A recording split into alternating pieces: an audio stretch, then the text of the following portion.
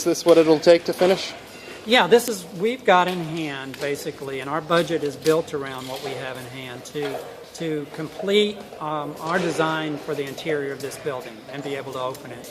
We will do some additional fundraising for the exhibits that we're going to bring online, but the construction funds are in hand, and we'll continue to do fundraising if we're able to add new elements, etc. Beyond the budget. We'll do that, but we're not dependent on new funds to finish construction. It's taken a long while to get here. When do you think you'll be done with the major construction? Our plans are our projections are to open the new museum in the spring of 2015. There's other things beyond when construction ends. You've got to move materials from the old museum in. You've got to get everything acclimated. So that's the timetable that we're looking at. This will leave you with something like 4 or 5 times the space you have. Yes, and that's exciting for us, is because although we were able to do a lot in the current space, there's many things we couldn't do. I think as I have mentioned before, we could only show about 1/5 of our collections, and we had to house a lot of those collections off-site. And so this allows us not only to expand our galleries and what we can present, but it also allows us to bring all our collections on-site and grow our collections even more.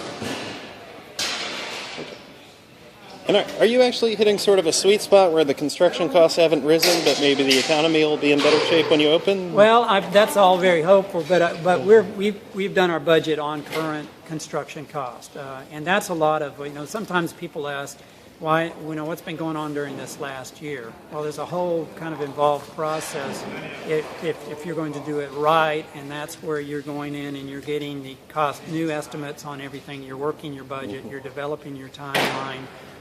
You're revising and reviewing the plans for the museum and layout for the museum. And we've been doing all of that, and that's allowed us to kind of take a new look at all of this, and also to build something that we think better meets current needs and projected needs in the community. And you've said previously, actually the delays let you get more energy efficient. Yeah, we're looking at that right now, and we're going in and building and buying the things for the HVAC system. When we're looking at lighting in the exhibit galleries and elsewhere, you can put in things that are not only more effective, but they're more energy efficient. And so we're trying to take advantage of all of those opportunities as well. And what do you think this will be like when it's all done?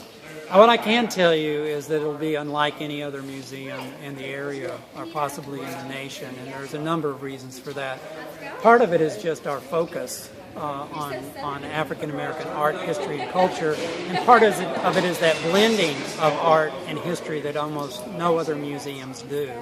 In addition to that, we're exploring what I would call a new kind of model for museums in terms of how their impact in the community. One of the things we're looking at, for example, is developing a cultural arts wing to the museum that will offer instruction and rehearsal space for classes in the visual and performing arts. This is actually an extension of what we've developed over the last couple of years in our outreach program. We're providing these kinds of classes and instruction free of charge to schools and to after-school programs right now.